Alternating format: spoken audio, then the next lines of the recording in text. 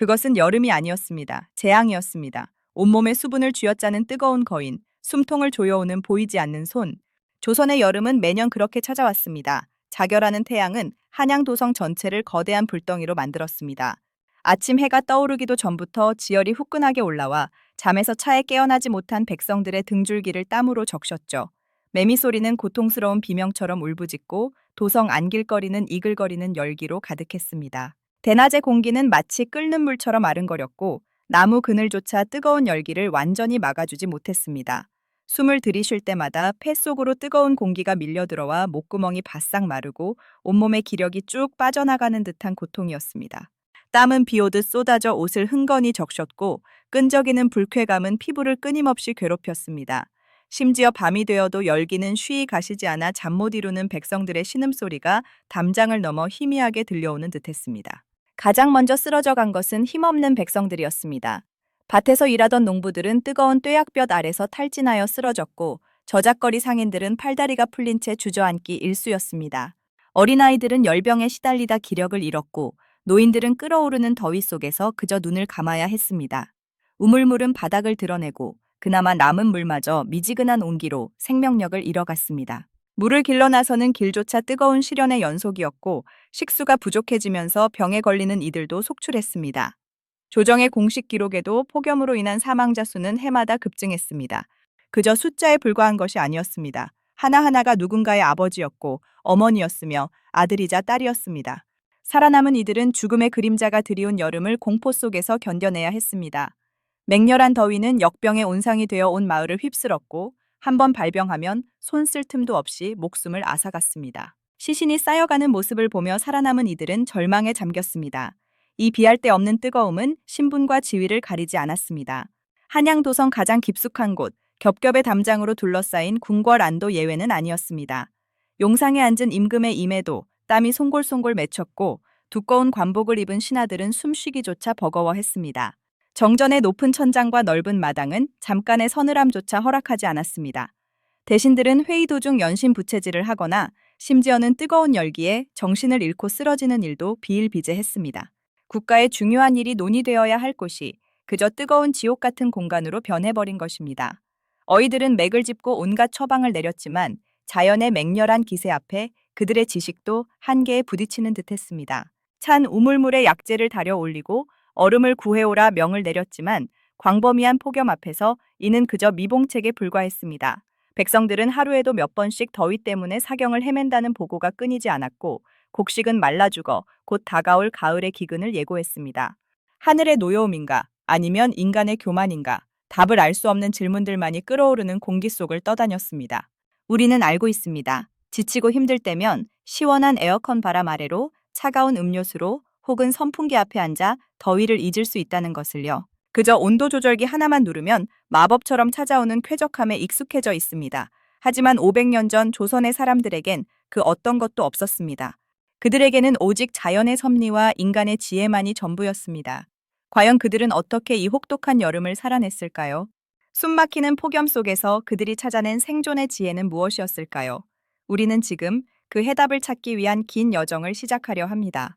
하지만 그 절망 속에서도 사람들은 살아남아야 했습니다. 뜨거운 땅 위에서 어떻게든 삶의 뿌리를 내리고자 발버둥 쳤습니다. 그리고 그 발버둥 속에서 탄생한 지혜는 바로 집이라는 삶의 터전 안에 고스란히 스며 있었습니다. 조선 사람들의 집, 한옥은 단순한 거주 공간이 아니었습니다. 그것은 맹렬한 자연과 맞서 싸우기 위한 치열한 전략이 담긴 요새이자 지혜의 결정체였습니다. 한옥은 뜨거운 햇볕을 피하고 시원한 바람을 끌어들이기 위해 놀라운 방식으로 설계되었습니다. 특히 마루라 불리는 넓고 시원한 공간은 한여름 폭염 속에서 숨통을 틔워주는 오아시스 같은 존재였습니다. 집의 중심에 놓인 대청마루는 사방이 탁 트여 있어 바람길을 열어주었습니다. 앞마당과 뒷마당 혹은 대문에서 시작된 미세한 바람까지도 이 마루를 통해 집안 곳곳으로 스며들었습니다. 바닥에서 올라오는 지열을 차단하기 위해 마루를 땅에서 높게 띄운 것은 신의 한 수였습니다. 뜨거운 공기는 아래를 지나가고 그 위로 시원한 바람이 지나도록 길을 터준 것입니다. 햇볕이 가장 뜨거운 낮에는 마루에 앉아 책을 읽거나 낮잠을 청하는 이들이 많았습니다. 맨살에 닿는 나무의 서늘한 감촉은 잠시나마 불쾌한 끈적임을 잊게 해주었고 마루를 타고 넘어오는 바람은 땀에 젖은 몸을 부드럽게 감싸주며 열기를 식혀주었습니다. 그곳은 땀으로 축축한 옷을 벗어던지고 잠시나마 편안하게 숨 쉴 수 있는 유일한 안식처였습니다. 한옥의 지붕을 덮은 기와 또한 과학적인 지혜를 담고 있었습니다. 무거운 기와는 두꺼운 흙과 함께 햇볕을 직접적으로 막아주면서 뜨거운 태양열이 집 내부로 직접 전달되는 것을 크게 줄였습니다. 동시에 지붕의 경사는 뜨거운 공기가 위로 올라가 밖으로 배출되도록 도와주었죠. 처마는 또 어떻습니까? 길게 뻗은 처마는 여름 한낮에 강렬한 햇살을 가려주면서도 겨울에는 낮은 햇살을 집 안 깊숙이 들여보내 따뜻함을 유지하는 일석이조의 효과를 냈습니다. 창문에는 얇은 창호지를 발라 직사광선을 걸러내면서도 바람은 솔솔 통하게 했습니다. 눈에는 보이지 않지만 이 집을 지은 목수와 설계자들은 자연의 흐름을 읽고 그 안에 사람의 삶을 조화롭게 녹여내는 장인이었습니다. 이러한 지혜는 옷차림에서도 빛을 발했습니다. 끓어오르는 열기 속에서도 사람들은 땀으로 축축한 무거운 옷 대신 가볍고 시원한 옷을 찾았습니다. 바로 모시와 삼배였습니다. 이 옷들은 거친 듯 섬세한 올 사이로 바람이 스쳐 지나가도록 하여 피부에 닿는 즉시 시원한 기운을 전했습니다. 축축하게 몸에 달라붙는 옷은 숨쉬기조차 힘들게 만들었지만 넉넉하게 재단된 모시옷은 피부에 거의 닿지 않아 바람과 함께 몸의 열기를 식혔습니다. 시골 장터에서는 땀에 젖은 상인들이 삼배 적삼을 걸친 채 연신 부채질을 하고 양반들은 한결 가볍고 부드러운 못이 두루마기를 입고 품위를 유지하려 애썼습니다. 이처럼 옷 한 벌에도 혹독한 더위와 싸워 이기려는 사람들의 간절한 염원과 지혜가 담겨 있었습니다. 음식 역시 중요한 생존의 열쇠였습니다. 땀으로 잃어버린 수분과 기력을 보충하고 몸속에 열을 내리는 차가운 음식들이 각광받기 시작했습니다. 시원한 우물물에 미역을 말아넣고 새콤하게 간을 한 미역 냉국, 고소한 콩을 갈아 차게 만든 콩국수는 지친 백성들에게 한 줄기 빛과 같았습니다. 땀으로 입맛을 잃었을 때 차가운 국물 한 모금은 잃었던 식욕을 되찾아주고 기운을 북돋아 주었습니다. 궁궐에서는 갖가지 과일에 꿀과 잣을 띄워 만든 화채가 임금의 수라상에 오르며 더위를 잊게 해주었습니다. 더운 여름에는 따뜻한 국밥 대신 시원한 국수를 찾았고 기름진 음식보다는 채소 위주의 담백한 상차림이 주를 이루었습니다. 먹는 것 하나하나에도 몸의 열기를 다스리려는 조상들의 섬세한 배려가 깃들어 있었습니다. 해가 진 후에도 열기는 쉽사리 가시지 않았지만 밤은 또 다른 생존의 지혜를 선물했습니다. 밤이 되면 마을 어귀의 넓은 평상이나 마루에 사람들이 하나둘 모여들었습니다. 낮 동안 뜨거웠던 대지는 서서히 열기를 뿜어냈지만 나무 그늘이나 강가 가까운 곳은 그나마 시원한 바람이 불어왔습니다. 어른들은 부채를 붙이며 낮 동안의 힘든 일상을 이야기했고 아이들은 잠시 더위를 잊고 평상 위에서 뛰어놀았습니다. 때로는 차가운 우물물에 발을 담그며 하루의 피로를 씻어내기도 했습니다. 달빛 아래 마을 사람들이 함께 모여 더위를 나누는 모습은 각박한 생존 속에서도 인간적인 유대와 온기를 잃지 않으려 했던 조상들의 따뜻한 마음을 보여주었습니다. 밤늦도록 이어지는 도란도란한 이야기는 잠 못 이루는 더위 속에서 정신적인 위안을 제공하는 작은 축제와도 같았습니다. 이처럼 조선 사람들은 거대한 자연의 힘 앞에 무력하게 쓰러지기만 한 것이 아니었습니다. 주어진 환경 속에서 끊임없이 지혜를 짜내고 삶의 방식을 바꾸며 치열하게 여름을 견뎌냈습니다. 그들의 집은, 옷은, 음식은, 그리고 삶의 방식 하나하나가 숨막히는 폭염과 맞서 싸우기 위한 무기이자 방패였던 셈입니다. 하지만 이러한 개인적이고 공동체적인 노력만으로는 감당할 수 없는 거대한 위기가 또 있었습니다. 바로 국가적인 차원의 재난이었습니다. 과연 조정은 이 맹렬한 여름 앞에서 어떤 결정을 내렸을까요? 백성의 고통을 덜어주기 위해 어떤 노력을 기울였을까요? 그리고 그들의 노력은 과연 성공했을까요? 그렇다면 조정은 이 맹렬한 여름 앞에서 어떤 결정을 내렸을까요? 백성의 고통을 덜어주기 위해 어떤 노력을 기울였을까요? 그리고 그들의 노력은 과연 성공했을까요? 임금의 고뇌는 깊어만 갔습니다. 백성의 고통은 곧 임금의 덕이 부족하다는 하늘의 경고로 여겨지던 시대였습니다. 가뭄과 폭염이 길어질수록 조정 대신들의 얼굴에는 수심이 가득했고 궁궐 안에는 무거운 침묵이 흘렀습니다. 전국의 고을에서는 연일 끔찍한 보고서가 올라왔습니다. 타들어가는 논밭, 말라버린 우물, 강바닥을 드러낸 냇물, 그리고 그 위에 늘어나는 굶주린 백성들의 숫자. 이미 온몸으로 더위를 견뎌내던 백성들은 끝없이 이어지는 가뭄 앞에서 생존의 한계에 부딪히고 있었습니다. 가장 먼저 임금이 나선 것은 기우제였습니다. 하늘의 죄를 고하고 비를 빌어 백성의 고통을 덜어달라는 간절한 염원이 담긴 의식이었습니다. 임금은 정갈한 흰옷을 입고 궁궐을 나서 종묘와 사직단을 찾았습니다.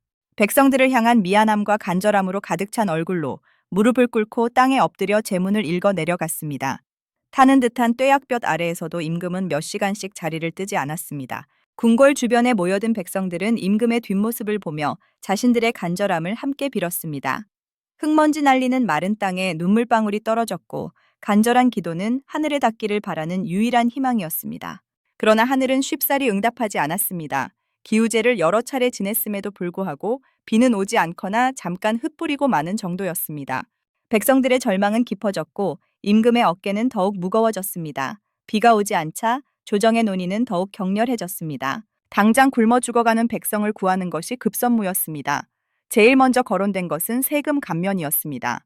땀 흘려 지은 농사가 물거품이 되었는데 세금을 거두는 것은 백성을 2번 죽이는 일이라며 대신들이 목소리를 높였습니다. 임금은 고심 끝에 수확할 곡식이 없으니 세금을 면제하거나 늦춰주는 탕감책을 발표했습니다. 그리고 국가의 비축미를 풀어 백성들에게 나누어주는 진율 사업을 시작했습니다. 굶주림에 허덕이는 백성들에게는 한 톨의 곡식, 한 그릇의 죽이 생명줄이나 다름없었습니다. 하지만 진율미를 나누어주는 일은 말처럼 쉽지 않았습니다. 이미 곳간이 비어있는 지방이 많았고 중앙에서 내려보내는 곡식은 멀고 험한 길을 거쳐야 했습니다. 도적대의 습격과 운송 과정에서의 부패는 진율미가 백성에게 온전히 닿는 것을 방해했습니다. 관리들은 가뭄과 더위 속에서 허덕이며 곡식을 옮겼지만 워낙 재난의 규모가 방대하다 보니 그 노력만으로는 턱없이 부족했습니다. 한번 먹을 양식을 받기 위해 수십 리 길을 걸어오는 백성들의 행렬은 끝이 없었고 진율소 앞에는 지쳐 쓰러지는 이들이 속출했습니다. 곡식을 받는 날은 그나마 희망이 있었지만 그마저도 여의치 않을 때는 절망적인 아우성이 하늘을 찔렀습니다. 이미 기력이 다한 노인과 아이들은 진율소 문턱을 넘지 못하고 그대로 숨을 거두기도 했습니다. 곡식 한 줌의 무게가 사람의 생명과 직결되는 비극적인 현실이었습니다. 더위와 가뭄은 전염병이라는 또 다른 재앙을 불러왔습니다. 물이 부족하고 위생 상태가 나빠지자 곳곳에서 역병이 돌기 시작했습니다. 특히 여름철에는 열병, 설사병 등 전염병이 창궐하기 쉬웠고 이미 굶주림으로 면역력이 약해진 백성들은 속수무책으로 쓰러져 갔습니다. 마을 전체가 병들고 죽어나가는 비극은 너무나 흔한 일이었습니다. 조정은 해민서와 활인서 등 국가 의료기관을 통해 의원들을 파견하고 약재를 보냈지만 이 또한 역병의 확산 속도를 따라잡기에는 역부족이었습니다. 시골 마을 깊숙이까지 의원이 닿기란 하늘의 별 따기였고 귀한 약재는 가난한 백성들에게는 그림의 떡이나 마찬가지였습니다. 죽은 자들이 속출하자 시신을 처리할 사람조차 부족해지면서 끔찍한 악취와 함께 역병의 기운이 더욱 맹위를 떨쳤습니다. 인간의 존엄마저 위협받는 절망적인 상황이 전국 각지에서 벌어졌습니다. 궁궐 안에서도 끊임없이 대책을 논하는 어전회의가 열렸습니다. 임금은 밤늦도록 불을 밝히고 신하들과 머리를 맞대었지만 해결책은 보이지 않았습니다. 대신들 사이에서는 서로를 비난하는 목소리도 나왔습니다. 임금의 덕이 부족하여 하늘이 노한 것이다. 간악한 신하들이 조정을 어지럽혀 재앙이 닥쳤다며 서로에게 책임을 전가하는 당쟁의 그림자마저 드리워졌습니다. 어떤 대신은 농사를 장려하는 기본에 충실해야 한다고 주장했고 또 다른 대신은 백성의 고통을 살피는 것이 급선무라며 대규모 진유를 촉구했습니다. 엎치락 뒤치락하는 논쟁 속에서 시간은 속절없이 흘렀고 백성들의 고통은 깊어만 갔습니다. 임금은 이 모든 책임을 홀로 짊어진 채 잠 못 이루는 밤을 보내야 했습니다. 어둠 속에서 들려오는 백성들의 신음소리는 임금의 마음을 더욱 짓눌렀습니다. 이러한 국가적인 노력에도 불구하고 자연의 힘은 때로는 인간의 지혜와 노력을 아득히 뛰어넘었습니다. 조정의 진심 어린 노력에도 불구하고 많은 백성들이 굶주림과 병매 쓰러져 갔습니다. 살아남은 이들은 고향을 등지고 정처 없이 떠도는 유랑민이 되었습니다. 척박한 땅과 혹독한 더위 속에서 그들은 마지막 희망을 찾아 헤매었고 그들의 발걸음이 닿는 곳마다 절망의 그림자가 드리워졌습니다. 역사는 그들의 고통을 기록했지만 그 깊이를 온전히 헤아릴 수는 없을 것입니다. 이처럼 조선 사람들은 개인과 공동체의 지혜를 모아 여름을 견뎌냈고 국가 또한 필사적으로 백성을 구원하려 애썼습니다. 그러나 이러한 재난은 단순한 여름의 고통을 넘어 조선 사회 전체를 뒤흔드는 거대한 변화의 서막이기도 했습니다. 과연 이 모든 고통과 희생 속에서 조선은 어떤 새로운 길을 찾아 나섰을까요? 그리고 그들의 지혜는 절망의 끝에서 어떤 희망의 불씨를 지폈을까요? 그 맹렬했던 여름은 마침내 한풀 꺾이고 서늘한 가을바람이 조심스레 불어왔습니다. 그러나 모든 것이 끝난 것은 아니었습니다. 삶의 활기로 가득 차야 할 농토는 생채기 가득한 황량한 민낯을 드러냈고 강바닥은 여전히 메마른 차에 쩍쩍 갈라져 있었습니다. 수많은 이들이 굶주림과 병마로 쓰러져 갔고 간신히 살아남은 이들조차 희망을 잃은 채 고향을 등지는 유랑민의 길을 택했습니다. 마을에는 정적이 흘렀고 사람들의 얼굴에는 깊은 절망의 그늘이 드리워졌습니다. 극심한 가뭄과 더위는 단순히 한 계절의 고통을 넘어 조선 사회의 근간을 뿌리째 뒤흔드는 거대한 충격파로 작용했습니다. 이 참혹한 재난은 조정에도 뼈아픈 교훈을 남겼습니다. 단순히 하늘의 뜻에만 매달리거나 탁상 공론에만 머물러서는 백성의 생명을 온전히 지킬 수 없다는 냉혹한 현실을 직시하게 만든 것입니다. 임금과 대신들은 비로소 기우제라는 전통적인 방식 외에 보다 실질적이고 체계적인 재난 대비책의 필요성을 절감했습니다. 이후 조정은 흉년에 대비한 국가 비축미 관리를 강화하고 수리시설 확충을 위한 대규모 공사를 추진하며 가뭄에 강한 품종을 개발하려는 노력을 기울였습니다. 또한 역병 예방과 치료를 위한 의학 연구와 의원 파견에도 이전보다 더 큰 관심을 갖게 되었습니다. 백성의 고통을 살피고 그 삶을 보듬는 것이야말로 임금이 갖춰야 할 가장 중요한 덕목이자 국가의 존재 이유라는 인식이 더욱 확고해진 계기가 되었습니다. 그러나 모든 변화가 긍정적인 방향으로만 흐른 것은 아니었습니다. 재난은 기존 사회의 불평등을 더욱 깊게 만드는 촉매제가 되기도 했습니다. 곡식과 재물을 미리 비축해 두었던 일부 부유층은 몰락한 백성들의 토지를 헐값에 사들이며 그들의 부를 더욱 불렸습니다. 반면 모든 것을 잃은 대다수의 백성들은 빚더미에 앉거나 노비로 전락하며 더욱 깊은 나락으로 떨어졌습니다. 이처럼 극심한 양극화는 훗날 조선 사회의 또 다른 갈등의 불씨를 지폈고 계층 간의 골을 더욱 깊게 만들었습니다. 국가의 노력이 미처 닿지 못했던 사각지대에서 개인의 생존은 오직 운에 맡겨질 수밖에 없었던 잔혹한 현실이었습니다. 이 극한의 여름을 통해 조선 사람들은 예측 불가능한 자연의 거대한 힘 앞에서 인간의 존재가 얼마나 미약한지를 깨달았습니다. 하지만 동시에 그 절망 속에서도 살아남기 위한 끈질긴 생명력과 지혜를 발휘했습니다. 무너진 공동체를 다시 세우고 황폐해진 논밭을 일구며 서로의 아픔을 보듬었던 이름 없는 백성들의 땀과 노력이 있었기에 조선은 비틀거리면서도 다시 일어설 수 있었습니다. 재난은 단순히 고통만을 안겨준 것이 아니라 사회의 취약한 부분을 드러내고 더 나은 미래를 위한 변화의 필요성을 각인시킨 준엄한 경고였습니다. 그해 여름의 기록은 단순히 혹독한 기후재앙에 대한 이야기가 아닙니다. 그것은 한 국가가 극한의 위기 속에서 어떻게 대응했으며 그 과정에서 어떤 한계와 가능성을 보았는지에 대한 깊은 성찰을 담고 있습니다. 임금의 고뇌, 대신들의 격렬한 논쟁, 그리고 백성들의 처절한 생존 투쟁. 이 모든 것은 오늘날 우리가 살고 있는 세상에도 중요한 질문을 던지고 있습니다. 예측 불가능한 자연재해 앞에서 우리는 과연 얼마나 준비되어 있으며 사회적 약자들을 보호하기 위해 어떤 노력을 기울고 있는가? 이 오래된 역사 속에서 우리는 여전히 답을 찾아야 할 과제를 발견합니다. 한여름의 맹렬한 더위가 남긴 것은 단순히 기록 속의 숫자가 아니었습니다. 그것은 조선이라는 공동체의 뼈아픈 기억이자 다음 세대가 결코 잊어서는 안 될 준엄한 교훈으로 새겨졌습니다. 그 여름의 고통 속에서 조선은 이전과는 다른 새로운 조선을 꿈꾸기 시작했습니다. 희미한 희망의 불꽃을 지피며 인간과 자연, 그리고 국가의 역할에 대해 다시 한번 깊이 성찰하게 되는 바로 그 전환점이었습니다.